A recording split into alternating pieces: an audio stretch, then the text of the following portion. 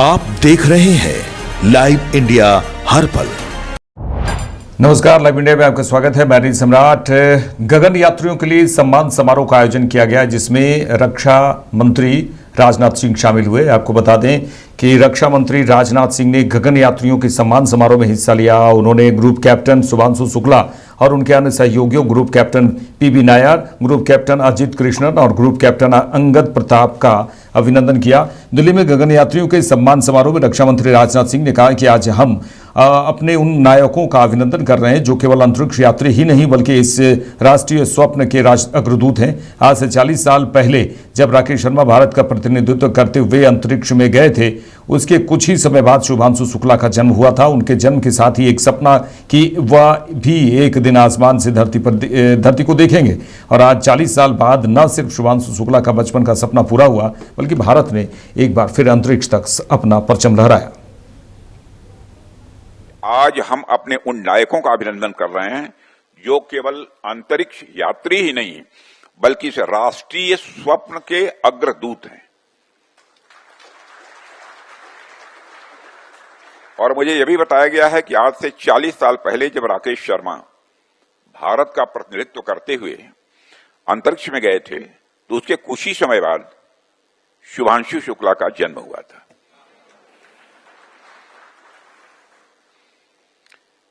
उनके जन्म के साथ ही जन्मा एक सपना, एक दिन मैं भी आसमान में इस धरती को देखूंगा।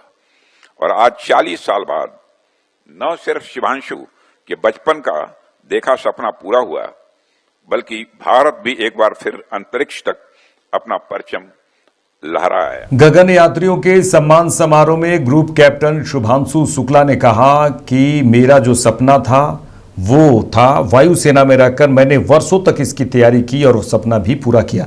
रक्षा मंत्री राजनाथ सिंह ने गगन यात्रियों के सम्मान समारोह में हिस्सा लिए ही साथ में ग्रुप कैप्टन शुभांशु शुक्ला और उनके अन्य सहयोगी group captain PB Nair, group captain Ajit Krishnan और ग्रुप कैप्टन अंगद प्रताप का अभिनंदन किया गया।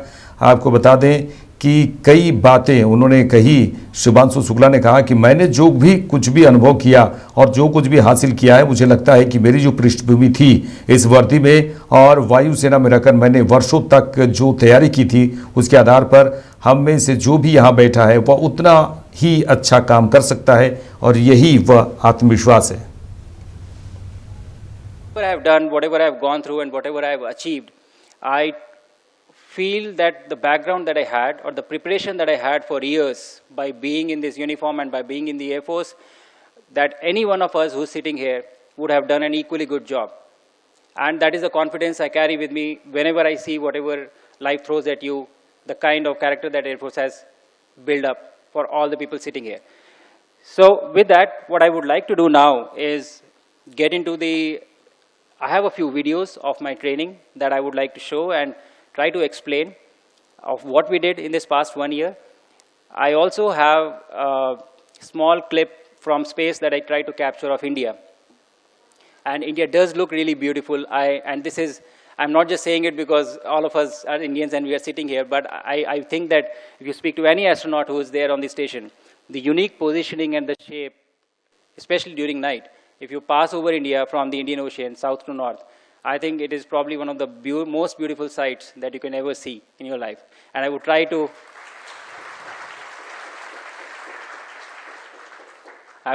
share that with you and hopefully you will like it. Congress नेता अखिलेश प्रसाद ने कहा कि बिहार में जिस तरह से वोटर यात्रा निकाली जा रही है, जनता साथ खड़ी है, जनता सड़क पर है। और उन्होंने इस बात को लेकर कहा कि केंद्रीय मंत्री किरण रिजिजू के बयान पर भी उन्होंने कहा कि राहुल गांधी को कांग्रेस का नेता बने 1.5 दशक हो गए। चाहे कोविड की समस्या हो, नोटबंदी हो या जीएसटी, उन्होंने समय से पहले सरकार को आगाह किया।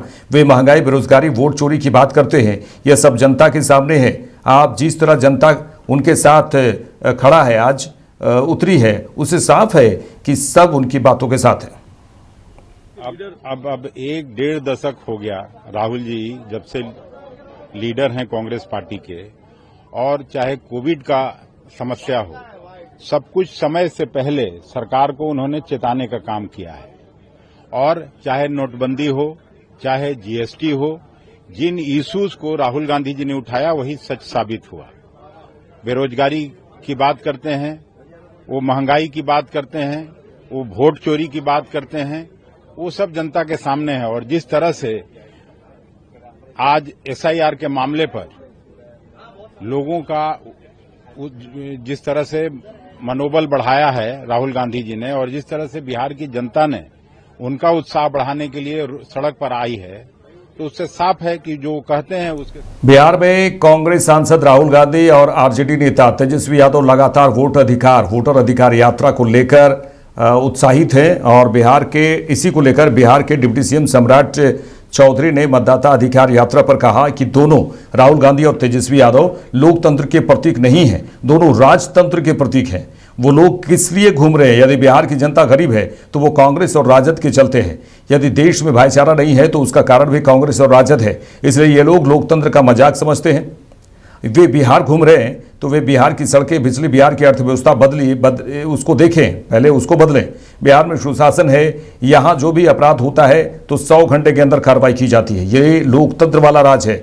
इन लोगों के घूमने से फर्क नहीं पड़ता, जितना ये सड़क पर उतरेंगे उतना वोट एनडीए को बढ़ेगा। दोनों देखिए, दोनों लोकतंत्र के प्रतीक नहीं है, दोनों राजतंत्र के प्रतीक है। एक के परिवार तो 75 वर्षों से, जिसमें 55 वर्ष तक एक ही पार्टी की सरकार रही, और वो किस लिए घूम रहे हैं? यदि गरीब है बिहार की जनता तो वो कांग्रेस और राजद के चलते हैं। यदि इस देश में भाईचारा नहीं है उसका भी कारण सिर्फ और सिर्फ कांग्रेस पार्टी और राष्ट्रीय जनता दल। इसलिए लोकतंत्र को ये लोग मजाक समझते हैं। बिहार घूम रहे हैं तो बिहार की सड़कें देखे, बिहार की बिजली देखे, बिहार की पूरी अर्थव्यवस्था बदली उसको देखे, बिहार में सुशासन है इसको देखे।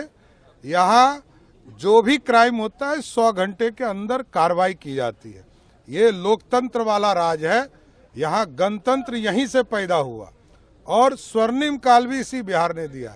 इसलिए इन लोगों के घूमने से कोई फर्क नहीं पड़ता है। जितना ये सड़क पर आएंगे उतना वोट एनडीए का बढ़ेगा। दोनों देखिए, दोनों लोकतंत्र के प्रतीक नहीं है, दोनों राजतंत्र के प्रतीक है। एक के परिवार तो 75 वर्षों से, जिसमें 55 वर्ष तक एक ही पार्टी की सरकार रही, और वो किस लिए घूम रहे हैं? यदि गरीब है बिहार की जनता तो वो कांग्रेस और राजद के चलते हैं। यदि इस देश में भाईचारा नहीं है उसका भी कारण सिर्फ और सिर्फ कांग्रेस पार्टी और राष्ट्रीय जनता दल। इसलिए लोकतंत्र को ये लोग मजाक समझते हैं। बिहार घूम रहे हैं तो बिहार की सड़कें देखे, बिहार की बिजली देखे, बिहार की पूरी अर्थव्यवस्था बदली उसको देखे, बिहार में सुशासन है इसको देखे। यहाँ जो भी क्राइम होता है 100 घंटे के अंदर कार्रवाई की जाती है। ये लोकतंत्र वाला राज है। यहाँ गणतंत्र यहीं से पैदा हुआ और स्वर्णिम काल भी इसी बिहार ने दिया। इसलिए इन लोगों के घूमने से कोई फर्क नहीं पड़ता है। जितना ये सड़क पर आएंगे उतना वोट। एसआईआर को लेकर बिहार में मतदाता अधिकार रैली लगातार जारी है। इसको लेकर राहुल गांधी और तेजस्वी यादव पूरे जोर शोर से यात्रा में शामिल हुए। साथ ही कई लोग शामिल हो रहे हैं इस यात्रा में। इसको लेकर काफी उत्साहित नजर आ रहे हैं राहुल गांधी और तेजस्वी यादव। देखिए, कांग्रेस सांसद और लोकसभा विपक्ष के नेता राहुल गांधी, राजद नेता तेजस्वी यादव मतदाता अधिकार यात्रा में लगातार शामिल हो रहे हैं। कांग्रेस सांसद और लोकसभा विपक्ष के नेता राहुल गांधी ने राष्ट्रीय जनता दल, राजद नेता तेजस्वी यादव के साथ रविवार को बिहार के पूर्णिया जिले में अपने 8वें दिन मतदाता अधिकार यात्रा शुरू की और दोनों नेताओं ने जमकर बीजेपी और चुनाव आयोग पर जमकर निशाना साधा। अब चुनाव आयोग नहीं रह गया है, वो गोदी आयोग रह गया। अब बीजेपी का पार्टी का जो सेल होता है वैसे चुनाव आयोग जो है काम कर रहा है, एक बीजेपी का कार्यकर्ता बन करके, और लोकतंत्र बचाने के लिए, संविधान को बचाने के लिए, वोट का अधिकार को बचाने के लिए और लोगों के अस्तित्व के बचाने के लिए राहुल गांधी जी और हम सब लोग इस यात्रा पे निकले हैं। और इस यात्रा पे एक बात स्पष्ट है कि जमीनी स्तर पे गांव के इलाकों में भी हम लोग घूमे हैं चुनाव आयोग की क्रेडिबिलिटी जो है खत्म हो चुकी है और लोग जान रहे हैं, क्योंकि हर बूथ पे 50 के करीब वोटर्स के नाम गायब हुए। कई ऐसे प्रमाण सुप्रीम कोर्ट से लेकर के हम लोगों ने पेश भी किए, जो जीवित है उसको मार दिया गया। लेकिन जो देश के प्रधानमंत्री हैं, इनसे झूठा प्रधानमंत्री आज तक हमने कभी नहीं देखा। अफवाह फैलाना और समाज में जहर बोने का काम इनसे बेहतर और कोई नहीं करता। आप देखिएगा प्रधानमंत्री जी गया आए और गया में उन्होंने कहा कि घुसपैठियों को भगाने के लिए जो है ये इलेक्शन कमीशन जो है काम करना। इलेक्शन कमीशन के जो कैटेगरी का जो लिस्ट है या सुप्रीम कोर्ट में जो एफिडेविट जमा किया है, वहां कहीं भी घुसपैठियों का जिक्र नहीं है। ये बिहार की धरती है। यहां अगर आप चाहेंगे लोकतंत्र को खत्म करना, क्योंकि ये लोकतंत्र की जननी है, बिहारी एक एक बिहारी यहां के लोकतंत्र या देश में जो लोकतंत्र है या संविधान है, इसको खत्म नहीं होने देगा। आपको क्लियरली दिख जानी चाहिए। मैंने कर्नाटक में महादेवापुरम में उनके सामने डेटा रखा, ब्लैक एंड व्हाइट। उन सवालों का आज तक एक जवाब नहीं आता। 1 लाख फर्जी वोटर कहां से आए, कैसे आए, कौन थे, उसका जवाब इलेक्शन कमीशन ने नहीं दिया। मैं प्रेस कॉन्फ्रेंस कर रहा था, करते हुए इलेक्शन कमीशन कहता है कि राहुल गांधी को एफिडेविट देना चाहिए और अगर एफिडेविट नहीं दिया तो हम एक्सेप्ट नहीं करेंगे। कुछ दिन बाद सरकार के अनुराग ठाकुर जी वैसा ही प्रेस कॉन्फ्रेंस करते हैं, मतलब जो हम कह रहे थे उसी को दोहरा रहे हैं। पता नहीं उनको यह आइडिया कहां से मिला, किसने दिया, बट वो कर दिया उन्होंने। मगर चुनाव ये उनसे एफिडेविट ही मांगता है। एक ही चीज की मैंने और उन्होंने, कोई फर्क नहीं। मैंने कहा कि देखिए ये फर्जी वोटर है, अनुराग ठाकुर ने कहा ये फर्जी वोटर है, और 5 मिनट के अंदर मुझे मुझसे एफिडेविट मांगा जाता है। और आज तक अनुराग ठाकुर से कोई एफिडेविट नहीं मांगा गया। तो आपको क्लियरली पता है, मीडिया को मालूम है कि ये इलेक्शन कमीशन किसके साथ खड़ा है। अगर ये न्यूट्रल होते तो एकदम अनुराग ठाकुर को एफिडेविट जाता, कहते कि एफिडेविट हो, तो ये न्यूट्रल नहीं है। और जो हम कह रहे हैं, बिहार में एसआईआर इंस्टीट्यूशनलाइज चोरी करने का तरीका है। आपने कहा भाजपा नेता शुभेंदु अधिकारी ने टीएमसी पर सीधे सीधे निशाना साधा है। उन्होंने कहा कि टीएमसी चोर पार्टी है और टीएमसी परिवारवादी पार्टी है। देखिए, पश्चिम बंगाल के नेता प्रतिपक्ष और बीजेपी नेता शुभेंदु अधिकारी ने टीएमसी द्वारा 130वें संविधान संशोधन विधेयक के लिए गठित जेपीसी में शामिल न होने की घोषणा किए जाने पर यह बातें कही है। उन्होंने कहा कि टीएमसी चोर पार्टी है, परिवारवादी पार्टी है, जिसके आधे से अधिक मंत्री या तो जेल जा चुके या जाने वाले हैं। उन्हें पता है कि इस बिल का ज्यादा असर उन पर पड़ेगा, इसलिए ये लोग विरोध करेंगे ही।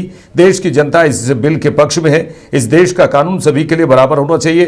प्रधानमंत्री इस ओर सुधार लाना चाहते हैं और पूरा देश उनके साथ है। आधिकारिक तौर पर यदि कोई इसका विरोध करेगा तो जनता का संदेश मिल जाएगा कि टीएमसी अपने मंत्रियों, मुख्यमंत्री और अपने नेताओं को बचाने के लिए इस बिल का विरोध कर रहे हैं। उन्होंने कहा कि कुछ महीने बाद बंगाल में चुनाव होने वाले हैं, इसलिए जानबूझकर वे जेपीसी में शामिल नहीं हो रहे। पार्टी ये चोर पार्टी है, परिवारवादी पार्टी है। इसका आधा से ज्यादा क्या मंत्री जेल में जा गया है, जाने वाला भी है, अंदर भी है, एजुकेशन मिनिस्टर और बहुत लोग। ये सब ड्यू टू फियर साइकोसिस दे नोच इस बिल का ज्यादातर असर उनके ऊपर पड़ेगी, इसलिए ये लोग तो विरोध करेगी। देश की जनता इस बिल का पक्ष में है। कल ऑनरेबल प्राइम मिनिस्टर ने कलकत्ता का दमदम का रैली में बता दिया, छोटा छोटा ग्रुप डी एम्प्लॉई, कोई छोटा पुलिस स्टाफ, कोई रेल का टिकट चेकर, उसमें कोई करप्शन दूसरा कोई केस में अरेस्ट होगा तो 15 आवर्स जेल में रहेगा तो उनका नौकरी चला जाएगा। कानून है। लेकिन जो मंत्री है, मुख्यमंत्री है, उन्होंने प्रधानमंत्री का नाम भी लिया। बोले ये साल भर जेल में रहेगा तो जेल से सरकार चलाएगा, मिनिस्टरशिप चलाएगा, अपने दफ्तर चलाएगा, क्या होगा? छोटा छोटा ये देश का सबका कानून सबके लिए बराबर होना चाहिए। मोदी जी इसको रिफॉर्म्स करना चाहता है और पूरा देश नरेंद्र मोदी जी का साथ है और ऑफिशियली जेपीसी में जाकर इसका विरोध करेगा तो जनता को पास संदेश आ जाएगा। ये भ्रष्टाचारी टीएमसी, परिवारवादी टीएमसी ये बिल का विरोध कर रहा है अपने मंत्री, मुख्यमंत्री, अपने नेता लोग को बचाने के लिए।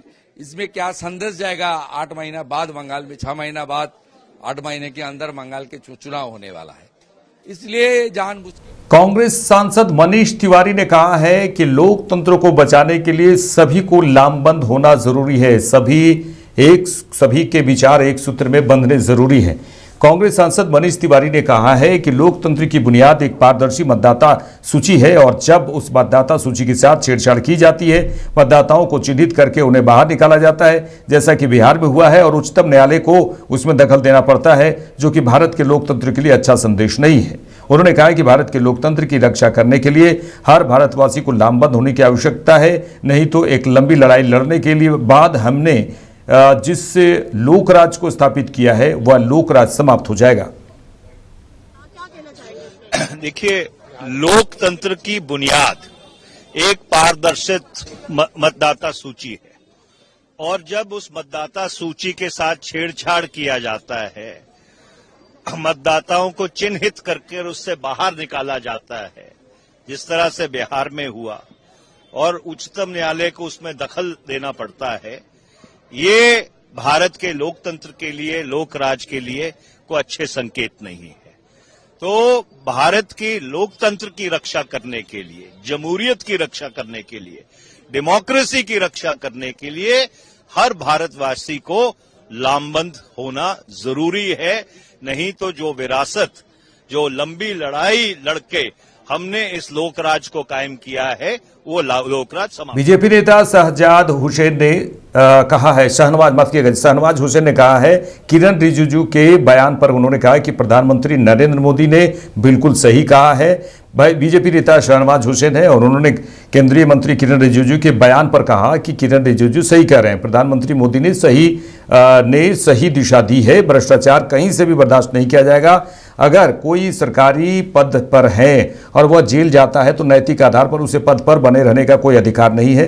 पहले नेता नैतिक अधिकार पर पद छोड़ देते थे, लेकिन आजकल नेता जेल से भी सरकार चलाते हैं। ऐसे में यह विधेयक लाना जरूरी था। देखिए, सही कहा है किरण रिजिजू जी ने और प्रधानमंत्री नरेंद्र मोदी जी ने सही दिशा दी है। भ्रष्टाचार कहीं से भी बर्दाश्त नहीं है और खुद ही कहा है कि उसमें पीएम को भी इंक्लूड कीजिए। तो कोई भी सरकारी पद पे हो, बड़े पद पे हो, जब भ्रष्टाचार का दाग लगेगा और अगर वो जेल जाएगा तो उसको पद पे रहने का अधिकार नहीं होना चाहिए। पहले नैतिकता के आधार पर नेता ऐसा करते थे, आजकल कुछ ऐसे नेता आ गए जो जेल से भी शासन चलाना चाहते हैं। मिसालें हैं इसकी, और ये इसके बाद इस बिल का लाना जरूरी है। देश की जनता के मन में था कि नेता भ्रष्टाचार में अंदर है, फिर भी सरकार चला रहा है, फाइल साइन कर रहा है, ये कैसे चलेगा? तो ये बिल देश की आत्मा की जो आवाज है कि जीरो टॉलरेंस होना चाहिए करप्शन के खिलाफ, उसको ध्यान में रख के बनाया गया है। इसलिए इस पर जिस तरह का रुख अपना रहे हैं विपक्ष के नेता, वो बहुत दुर्भाग्यपूर्ण। बिहार के डिप्टी सीएम सम्राट चौधरी ने विपक्ष पर निशाना साधा। उन्होंने विपक्ष को देशद्रोही बताया। उन्होंने कहा कि देश को तोड़ने की कोशिश की जा रही है विपक्ष के द्वारा। बिहार के डिप्टी सीएम सम्राट चौधरी ने 123वें संविधान संशोधन विधेयक पर कहा कि मैं तो कहता हूं कि प्रधानमंत्री को इस बात पर विचार करना चाहिए कि अगर कोई 1 घंटे के लिए भी जेल गया तो उसे तुरंत सरकार से बर्खास्त करना चाहिए। उन्होंने आगे कहा कि ये लोग विपक्ष पर निशाना साधा और कहा कि ये लोग देशद्रोही हैं और देश को तोड़ने की कोशिश कर रहे हैं।